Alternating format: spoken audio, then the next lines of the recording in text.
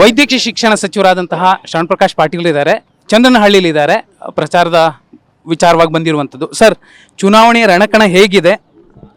ನೋಡಿ, ಇಲ್ಲಿ ನಾವು ಎಲ್ಲ ಹಳ್ಳಿಗಳಿಗೆ ನಾನು ಮತ್ತು ನಮ್ಮ ಹಿರಿಯ ಶಾಸಕರಾಗಿರ್ತಕ್ಕಂಥ ಗೋವಿಂದಪ್ಪನವರು ಮತ್ತು ನಮ್ಮ ರಘುಮೂರ್ತಿ ಅವರು ನಾವೆಲ್ಲ ಇಲ್ಲಿ ಎಲ್ಲ ಹಳ್ಳಿಗಳಿಗೆ ಹೋಗ್ತಾ ಇದ್ದೀವಿ. ಜನರು ಭಾಳ ಒಳ್ಳೆಯ ಪ್ರತಿಕ್ರಿಯೆ ಇದೆ. ಇಲ್ಲಿ ಶಾಮನೂರು ಶಿವಶಂಕರಪ್ಪಾಜಿಯವರು ಒಳ್ಳೆಯ ಕೆಲಸ ಮಾಡಿದ್ದಾರೆ, ಹಾಗಾಗಿ ಅವ್ರ ಬಗ್ಗೆ ಒಳ್ಳೆಯ ಭಾವನೆ ಇದೆ ಜನರಲ್ಲಿ. ಇಲ್ಲಿ ಅಭಿವೃದ್ಧಿನೂ ಮಾಡಿದ್ದಾರೆ ಅಂತಕ್ಕಂಥ ಭಾವನೆ ಜನರಲ್ಲಿದೆ. ಹಾಗಾಗಿ ಎಲ್ಲ ಹಳ್ಳಿಗಳಲ್ಲಿ ಸುಮಾರು 80-90% ಓಟ್ ಸಿಗ್ತಕ್ಕಂಥ ನಿರೀಕ್ಷೆ ಇದೆ. ನೀವು ಬೇಕಿದ್ರೆ ಸರ್ವೆ ಮಾಡಿ ನೋಡ್ಬೋದು. ಈ ಹಳ್ಳಿಗಳಲ್ಲಿ ಜನರಿಗೆ ಭಾಳ ಒಂದು ಒಳ್ಳೆಯ ವಾತಾವರಣ, ಹಾಗಾಗಿ ಇಲ್ಲಿ ನಾವು ಭಾಳ ಖಂಡಿತವಾಗಿ ನಮಗೆ ಜಯ ಸಿಗ್ತದೆ ಅಂತಕ್ಕಂಥ ವಿಶ್ವಾಸ ಇದೆ. ಸರ್, ನಾವು ಪ್ರತ್ಯೇಕವಾಗಿ ಬರೀ ಹಳ್ಳಿಗಳನ್ನೇ ಟಾರ್ಗೆಟ್ ಮಾಡ್ತಿರೋದು, ಸಿಟಿಲಿ ನಾವು ಓಡಾಡ್ತಿಲ್ಲ. ಆದರೂ ನಾನು ನಿಮಗೆ ಕೇಳಬೇಕಾಗಿರೋ ಎರಡೇ ಪ್ರಶ್ನೆ ಇಂಪಾರ್ಟೆಂಟ್ ಅಂದರೆ, ಸರ್, ಜೆನ್ಜಿ ರೂರಲಲ್ಲೂ ಕೂಡ ಎರಡೂ ರೀತಿಲಿ ಮಾತಾಡ್ತಿದ್ದಾರೆ. ಜೊತೆಯಲ್ಲಿ ಅಲ್ಪಸಂಖ್ಯಾತರ ಒಂದು ಆಕ್ರೋಶ ಏನಿತ್ತು, ನಮಗೆ ಒಂದು ಅವಕಾಶ ಸಿಗಲಿಲ್ಲ, ಆ ಚರ್ಚೆಗಳು ಕೂಡ ನಡೀತಿದೆ. ಅದೆಲ್ಲ ನಿಮ್ಮ ಪಕ್ಷಕ್ಕೆ ಬದಲಾವಣೆ ತರಬಹುದಾ, ಅಥವಾ ವರವಾಗಬಹುದಾ, ಅಥವಾ ಯಾವ ಸಮಸ್ಯೆ ಇಲ್ಲದೆ ಸಮರ್ಥ ಅವರಿಗೆ ಒಂದು ಗೆಲುವಾಗಬಹುದು ಅನ್ಸುತ್ತಾ? ಏನು ಜಂಜಿ ಅವ್ರದ್ದು ಏನು ಅಭಿಪ್ರಾಯ ಇದೆ ನಿಮ್ಮ ಪ್ರಕಾರ? ಎಕ್ಸಾಂಪಲ್, ಸಮರ್ಥ ಅವರು ನಾವು ಮನೆಗೆ ಹೋದರೆ ಸಿಗ್ತಾರೆ, ಸಿಗಲ್ಲ ಅನ್ನೋ ಗ್ಯಾರಂಟಿ ಇಲ್ಲ. ಒಂದು. ಎರಡನೇದ್ದು, ಅವ್ರಿಗೆ ಕೊಟ್ಟಿದ್ದಾರೆ, ಕುಟುಂಬಕ್ಕೆ ಕೊಟ್ಟಿದ್ದಾರೆ, ಇನ್ನೊಬ್ರಿಗೆ ಅವಕಾಶ ಕೊಡ್ಬೋದು. ಒಬ್ಬ ಹಮಾಲಿ ಮಗನ ನಾವು ಗೆಲ್ಲಿಸ್ತೀವಿ ಅನ್ನುವಂತಹ ಚರ್ಚೆಗಳು ಕೂಡ ಹಳ್ಳಿಗಳಲ್ಲಿ ಚರ್ಚೆ ಆಗ್ತಿದೆ. ಸರ್, ಈಗ ನೋಡಿ, ಶಾಮನೂರು ಶಿವಶಂಕರಪ್ಪನವರನ್ನು ಈ ಮತಕ್ಷೇತ್ರದ ಜನ 5 ವರ್ಷಕ್ಕೆ ಗೆಲ್ಲಿಸಿದರು. ಅವರು ಕೂಡ ಭಾಳ ಹಿರಿಯರು ಮತ್ತು ಈ ಭಾಗದ ಬಗ್ಗೆ ಅಪಾರವಾಗಿರ್ತಕ್ಕಂಥ ಅಭಿವೃದ್ಧಿ ಕಾಳಜಿನೂ ಇತ್ತು. ಜನರ ಜೊತೆ ಒಳ್ಳೆಯ ಸಂಬಂಧನೂ ಇಟ್ಕೊಂಡಿದ್ರು. ಎಲ್ಲ ಸಮಾಜದ ಜೊತೆ ಒಳ್ಳೆಯ ಸಂಬಂಧ ಇತ್ತು ಅವ್ರದ್ದು. ಅವರು ಈಗ ನಮ್ಮ ಮಧ್ಯದಲ್ಲಿಲ್ಲ. ಹಾಗಾಗಿ ಮತಕ್ಷೇತ್ರದ ಜನರು ಕೂಡ ನಮ್ಮ ಕಾಂಗ್ರೆಸ್ನಲ್ಲಿ ಒಂದು ಪ್ರಥೆ ಇದೆ, ಯಾರ ಮನೆಯಲ್ಲಿ ಆದರೂ ಸಮ ಆದರೆ ಅವರಿಗೆ ಆ ಕುಟುಂಬಕ್ಕೆ ಕೊಡ್ತಕ್ಕಂಥದ್ದು. ಇಲ್ಲಿಷ್ಟೇ ಅಲ್ಲ ನೋಡಿ, ನಾವು ಬಾಗಲಕೋಟೆಯಲ್ಲಿ ಆಗಿರ್ಬೋದು, ಬೇರೆ ಬೇರೆ ಕ್ಷೇತ್ರಗಳಲ್ಲೂ ಕೂಡ ಯಾರಾದರೂ ಸಮ ಆದರೆ ಅವರ ಮನೆಯವರಿಗೆ, ಅವ್ರು ಅಲ್ಲ ಅಂದ್ರೇ ಬೇಡ ಅಂದ್ರೇ ಬೇರೆಯವ್ರಿಗೆ ಕೊಡ್ತಕ್ಕಂಥ ಒಂದು ಪ್ರಥೆ ಇದೆ, ಕೊಟ್ಟಿದ್ದಾರೆ. ಸಮರ್ಥ ಒಬ್ಬ ಯುವಕ ಇದ್ದಾನೆ, ಅವನ ಸ್ವಭಾವ ಚೆನ್ನಾಗಿದೆ, ಎಲ್ಲರ ಜೊತೆ ಬರಿತಕ್ಕಂಥ ಒಂದು ಸ್ವಭಾವ ಇದೆ. ಒಂದು ಜನ ಹೇಳ್ತಾ ಇದ್ದಾರೆ, ನಾನಲ್ಲ, ಜನ ಹೇಳ್ತಾ ಇದ್ದಾರೆ. ಹಾಗಾಗಿ ಈಗ ಅವ್ರಿಗೆ ಒಂದು ಅವಕಾಶ ಕೊಟ್ಟಾಗ ತಾನೇ ಗೊತ್ತಾಗೋದು ಇವರು ಸರಿಯಾಗಿ ಮಾಡ್ತಾರಾ ಇಲ್ಲ ಅಂತ. ಹಾಗಾಗಿ ಇವತ್ತು ಜನರಲ್ಲಿ ಆ ಭಾವನೆ ಇರ್ಬೋದು. ಅಲ್ಪಸಂಖ್ಯಾತರು ಕೂಡ ಟಿಕೆಟ್ ಕೇಳಿದ್ದಾರೆ, ಆದರೆ ಅವರೆಲ್ಲ ಮನವೊಲಿಸಿದ್ದೀವಿ. ಯಾಕಂದರೆ ಇದೊಂದು ವಿಶೇಷ ಸಂದರ್ಭ ಇರೋದ್ರಿಂದ ಒಬ್ಬ ಹಿರಿಯ ನಾಯಕ ಅವರ ಸಮ ಆದಾಗ ಅವ್ರ ಮನೆಯಲ್ಲಿ ಗೌರವ ಕೊಡ್ತಕ್ಕಂಥದ್ದು ಇದು ಪದ್ಧತಿ ಇದೆ. ಹಾಗಾಗಿ ಕೊಟ್ಟಿದ್ದೀವಿ, ನೀವೆಲ್ಲರೂ ಸಪೋರ್ಟ್ ಮಾಡಬೇಕು. ಮತ್ತು ಕಾಂಗ್ರೆಸ್ ಪಕ್ಷ ಮಾನ್ಯ ಮುಖ್ಯಮಂತ್ರಿಗಳಾಗಿರ್ತಕ್ಕಂಥ ಸಿದ್ದರಾಮಯ್ಯನವರು ಮತ್ತು DK ಶಿವಕುಮಾರ್ ಅವರು ಯಾವತ್ತೂ ಕೂಡ ಈ ರಾಜ್ಯದಲ್ಲಿ ಎಲ್ಲ ಸಮಾಜದ ಎಲ್ಲ ವರ್ಗದ ಜನರನ್ನು ತೆಗೆದುಕೊಂಡು ಹೋಗ್ತಕ್ಕಂಥ ಪಕ್ಷ ಅದು ಕಾಂಗ್ರೆಸ್ ಪಕ್ಷ ಮಾತ್ರ. ನಮ್ಮಲ್ಲಿ ಯಾವುದೇ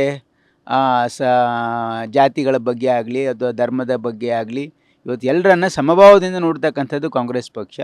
ಮತ್ತು ವಿಶೇಷವಾಗಿ ನಾವು ಬಡವ್ರ ಬಗ್ಗೆ ಕಾಳಜಿ ಇರ್ತಕ್ಕಂಥ ಪಕ್ಷ ಇದು. ಯಾಕಂದರೆ ನಾವು ಕೊಟ್ಟಿರ್ತಕ್ಕಂಥ ಗ್ಯಾರಂಟಿಗಳು ನೀವು ನೋಡ್ಬೋದು. ಕಾಂಗ್ರೆಸ್ ಸರ್ಕಾರ ಯಾವಾಗ ದೇಶದಲ್ಲಿ ರಾಜ್ಯದಲ್ಲಿ ಅಧಿಕಾರಕ್ಕೆ ಬಂದಿದೆ, ನಾವು ಜನರ ಪರವಾಗಿ, ಸಾಮಾನ್ಯ ಜನರ ಪರವಾಗಿ ಕಾರ್ಯಕ್ರಮಗಳನ್ನು ಕೊಡ್ತೀವಿ, ಯೋಜನೆಗಳನ್ನು ರೂಪಿಸ್ತೀವಿ, ರೈತರಿಗೆ ಸಹಾಯ ಮಾಡ್ತಕ್ಕಂಥದ್ದು, ಭೂಮಿ ಇಲ್ಲದೆ ಇರ್ತಕ್ಕಂಥ ಕೂಲಿಕಾರರಿಗೆ ಸಹಾಯ ಮಾಡ್ತಕ್ಕಂಥದ್ದು, ಇದು ನಮ್ಮ ಕಾಂಗ್ರೆಸ್ ಪಕ್ಷ ಸಿದ್ಧಾಂತ ಇದೆ. ಹಾಗಾಗಿ ಜನರು ಈ ಒಂದು ಸಿದ್ಧಾಂತದ ಮೇಲೆ ವಿಶ್ವಾಸ ಇದೆ. ಇಲ್ಲಿ ವ್ಯಕ್ತಿ ಮುಖ್ಯ ಅಲ್ಲ, ಪಕ್ಷ ಮುಖ್ಯ ಇದೆ. ಹಾಗಾಗಿ ಇವತ್ತು ಜನರು ಇಲ್ಲಿ ಈ ಭಾಗದಲ್ಲಿ ಕಾಂಗ್ರೆಸ್ ಬಗ್ಗೆ ಒಲವಿದೆ ಅಂತಕ್ಕಂಥ ನನ್ನ ಭಾವನೆ. ಸರ್, BJP ನರೇಟಿವ್ಗಳನ್ನು ಸೆಟ್ ಮಾಡ್ತಲೇ ಇದೆ. ಈಗ ಎಕ್ಸಾಂಪಲ್ ಅಂದರೆ ಫಸ್ಟ್ ಟೈಮ್ ದಾವಣಗೆರೆಯಲ್ಲಿ ಅಲ್ಪಸಂಖ್ಯಾತರ ಪರವಾಗಿ ಧ್ವನಿ ಎತ್ತನೇ ಇದ್ದಾರೆ BJP. ನನ್ನ ಪ್ರಶ್ನೆ BJP ಅವರಿಗೆ, ಏನಾದರೂ ನಿಮ್ಮ ಕರ್ನಾಟಕ ರಾಜ್ಯದಲ್ಲಿ ಒಂದಾದರೂ ಟಿಕೆಟ್ ಕೊಟ್ಟಿದ್ದಾರಾ ಅಲ್ಪಸಂಖ್ಯಾತರಿಗೆ? ಒಂದು MLA ಟಿಕೆಟ್ ಕೊಟ್ಟಿಲ್ಲ, ಅವರು ಒಂದು MP ಟಿಕೆಟ್ ಕೊಟ್ಟಿಲ್ಲ. ಇಡೀ ದೇಶದಲ್ಲಿ ಎಲ್ಲೂ ಕೂಡ ಅವರು ಯಾವುದೇ ಅಲ್ಪಸಂಖ್ಯಾತರಿಗೆ ಒಂದು ಟಿಕೆಟು ಕೊಟ್ಟಿಲ್ಲ. ಇದು ಮೊಸಳೆ ಕಣ್ಣೀರು. ಇದೇನೆಂದರೆ ಇಲ್ಲಿ ಸ್ವಲ್ಪ ಅವರು ಇದು ತೋರಿಸಿದ್ದಾರೆ, ಹಾಗಾಗಿ ಅದರ ರಾಜಕೀಯ ಲಾಭ ಪಡಿಬೇಕಂತ ಪ್ರಯತ್ನ ಮಾಡ್ತಾ ಇದ್ದಾರೆ ವಿನಃ ಆದರೆ ಅದರದ್ದೇನು ಲಾಭ ಆಗಲ್ಲ. ಯಾಕಂದರೆ ಜನರಿಗೆ ಗೊತ್ತಿದೆ ಅವರ ಏನು ನಿಲುವಿದೆಯಲ್ಲ, ಅದು ಅಲ್ಪಸಂಖ್ಯಾತರ ವಿರುದ್ಧ ಇದೆ. ಅವ್ರ ನಿಲುವು ಶೋಷಿತ ಜನಾಂಗದ ವಿರುದ್ಧ ಇದೆ. ಅವ್ರದ್ದೇನು ಮನುಸ್ಮೃತಿ, ಅವರೇನೆಂದರೆ ಎಲ್ಲ ಏನು ಅವರ ಒಂದು ಸಿದ್ಧಾಂತ ಇದೆಯಲ್ಲ, ಆ ಸಿದ್ಧಾಂತ ಶ್ರೇಣಿಕತ ಸಮಾಜದ ಪರವಾಗಿರ್ತಕ್ಕಂಥ ಸಿದ್ಧಾಂತ. ಕಾಂಗ್ರೆಸ್ ಪಕ್ಷದ್ದು ಸಮಾನತೆ ಪರವಾಗಿರ್ತಕ್ಕಂಥ ಸಿದ್ಧಾಂತ ಇರೋದ್ರಿಂದ ಜನರಿಗೆ ಗೊತ್ತಾಗುತ್ತೆ, ಅದರಿಂದ ಏನು ಲಾಭ ಆಗಲ್ಲ ಅವ್ರಿಗೆ. ಸರ್ ಈಗಲೂ ಈ ಚುನಾವಣೆಯಲ್ಲೂ ಗ್ಯಾರಂಟಿ ನಿಮ್ಗೆ ವರ್ಕ್ ಆಗುತ್ತಾ? 100% ನಾನು ಅದೇ ಕೇಳ್ತಾ ಇದ್ದೆ ಜನರಿಗೆ, ಗ್ಯಾರಂಟಿ ಕೊಡ್ಬೇಕು. ಯಾಕಂದರೆ ನಾನು ಭಾಳ ಸ್ಪಷ್ಟವಾಗಿ ಕೇಳಿದೆ. ನೋಡಿ ಇಲ್ಲಿ ಇದ್ದಾರೆ ಯಜಮಾನ್, ಏನು ಹೆಸರು ನಿಮ್ಮದು? ಹೆಸರು ಮಲ್ಲಿಕಾರ್ಜುನ್. ಕೇಳಿದೆ ನಾನು, ಏನಂದರೆ ಈಗ ನೋಡಿ ಕಾಂಗ್ರೆಸ್ ಪಕ್ಷ ನಿಮಗೆ ಗ್ಯಾರಂಟಿಗಳು ಕೊಟ್ಟಿದ್ದೀವಿ, ಅದರಿಂದ ಅನುಕೂಲ ಆಗ್ತಾ ಇದೆಯಾ ಇಲ್ಲ? ಯಾಕಂದರೆ BJP ಅವರು ಸದನದಲ್ಲಿ ಇದು ಬಂದ್ ಮಾಡಬೇಕು, ಗ್ಯಾರಂಟಿ ಬಂದ್ ಮಾಡಿರಿ, ಅಭಿವೃದ್ಧಿ ಆಗ್ತಾ ಇಲ್ಲ, ಬಂದ್ ಮಾಡಿರಿ ಅಂತ ಹೇಳ್ತಾ ಇದ್ದಾರೆ. ಅದಕ್ಕೆ ನಾವೇನು ಹೇಳಿದೆವು, ಜನರಿಗೆ ಕೇಳೋಣ, ಹೋಗಿ ಜನರ ಹತ್ರ ಹೋಗಿ ಕೇಳೋಣ. ನಿಮ್ಮ ಅಭಿಪ್ರಾಯ, ಮುಖಂಡರ ಅಭಿಪ್ರಾಯ, ಶ್ರೀಮಂತರ ಅಭಿಪ್ರಾಯ ಕೇಳೋ ಅವಶ್ಯಕತೆ ಇಲ್ಲ. ಆದರೆ ಬಡವರ ಅಭಿಪ್ರಾಯ ಏನಿದೆ, ಬಂದ್ ಮಾಡಬೇಕು ಅವ್ರು ಹೇಳಿದ್ರು, ಅದರಿಂದ ಬಡವರಿಗೆ ಅನುಕೂಲ ಆಗ್ತಾ ಇದೆ, ಅದು ಯಾಕೆ ಬಂದ್ ಮಾಡಬೇಕು ಅಂತಕ್ಕಂಥ ಭಾಳ ಸ್ಪಷ್ಟ ಅಭಿಪ್ರಾಯ ಇದೆ. ಅವರಿಗೆ BJP ಅವರಿಗೆ ಕಷ್ಟ ಗೊತ್ತಿಲ್ಲ, ಬಡತನ ಗೊತ್ತಿಲ್ಲ, ಜನರು ಎಷ್ಟು ಕಷ್ಟದಲ್ಲಿ ಜೀವನ ನಡೆಸ್ತಾ ಇದ್ದಾರೆ ಅನ್ನೋದು ಗೊತ್ತಿಲ್ಲ.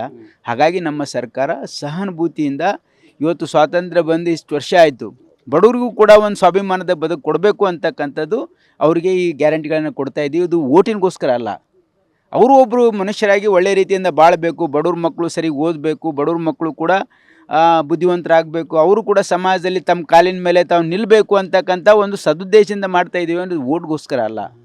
ಅವರು ಎಲ್ಲ ಅದನ್ನು ಓಟಿನ ಹಿತದೃಷ್ಟಿಯಿಂದ ನೋಡ್ತಾರೆ. ಹಾಗಾಗಿ ಅವ್ರಿಗೆ ಯಶಸ್ಸು ಸಿಗಲ್ಲ ಅಂತಕ್ಕಂಥದ್ದು ನನ್ನ ಭಾವನೆ. ಲಾಸ್ಟ್ ಲೀಡ್ ಏನನ್ಸುತ್ತೆ ಸರ್ ನಿಮ್ಮ ನಿರೀಕ್ಷೆ? ಭಾರಿ ಬಹುಮತದಿಂದ ಇಲ್ಲಿ ಗೆಲ್ತೀವಿ ನಾವು, ಅದರಲ್ಲಿ ಏನು ಪ್ರಶ್ನೆನಿಲ್ಲ. ಭಾರಿ ಬಹುಮತದಿಂದ ಇವತ್ತು ಮುಸ್ಲಿಂ ಸಮಾಜದವರು ಕೂಡ ಕಾಂಗ್ರೆಸ್ ಒಲವಾಗಿದ್ದಾರೆ. ಆ ಹಳ್ಳಿನಲ್ಲಿ ಹೇಳಿದ್ರೆ ತೋರ್ಸ್ಕಡ್ದಲ್ಲಿ ಗ್ರಾಮೀಣ ಪ್ರದೇಶ ಮುಸ್ಲಿಂ ಸಂದರ್ಭದಲ್ಲಿ 50% ಮೈನಾರಿಟಿ ಇದ್ದಾರೆ. ಅವರೆಲ್ಲ ನೋಡಿ ಭಾಳ ಸ್ಪಷ್ಟವಾಗಿ ಹೇಳಿದ್ರು. ಅವರು ಮಾತಾಡಿ ಸರ್. ಹೇಳಿ ನೀವು ಗೋವಿಂದಪುರ ಗ್ರಾಮೀಣ ಸಮಾಜದ ಇಲ್ಲಿ ಈ ಭಾಗದ ಎಲ್ಲ ಪಲ್ಸ್ ಗೊತ್ತಿದೆ ಅವರಿಗೆ. ಗ್ರಾಮೀಣ ಪ್ರದೇಶದಾಗೆ ಮುಸ್ಲಿಂ ಸಮಾಜದವರು ಕೂಡ ಕಾಂಗ್ರೆಸ್ ಪರವಾಗೇ ಇದ್ದಾರೆ, ಕಾಂಗ್ರೆಸ್ ವಿರೋಧಿಗಳಲ್ಲ. ಖಂಡಿತ ಕಾಂಗ್ರೆಸ್ಸಿಗೆ ಮತ ಹಾಕಿ ಕಾಂಗ್ರೆಸ್ಸದ ಪಕ್ಷದ ಅಭ್ಯರ್ಥಿಯನ್ನು ಗೆಲ್ಲಿಸ್ಕೊಡ್ತಾರೆ. ಸುಮ್ಮನೆ ಟೌನ್ನಲ್ಲಿ ಮುಖಸ್ತುತಿಗೆ ಮುಸ್ಲಿಂ ಸಮಾಜದವ್ರು ಓಟ್ ಹಾಕಲ್ಲ, ಅವ್ರ ಕಡ್ಕೆದ್ರು, ಅದಷ್ಟು ನಂಬಲಾರ್ದಂಥ ವಿಚಾರ. ಖಂಡಿತವಾಗ್ಲೂ ಕೂಡ ಎಲ್ಲರೂ ಮುಸ್ಲಿಂ ಸಮಾಜದವರು ಕಾಂಗ್ರೆಸ್ಗೆ ಓಟ್ ಹಾಕಿ ಅತ್ಯಂತ ಬಹುಮತದಿಂದ ಕಾಂಗ್ರೆಸ್ ಗೆಲ್ಲಿಸ್ಕೊಡ್ತಾರೆ.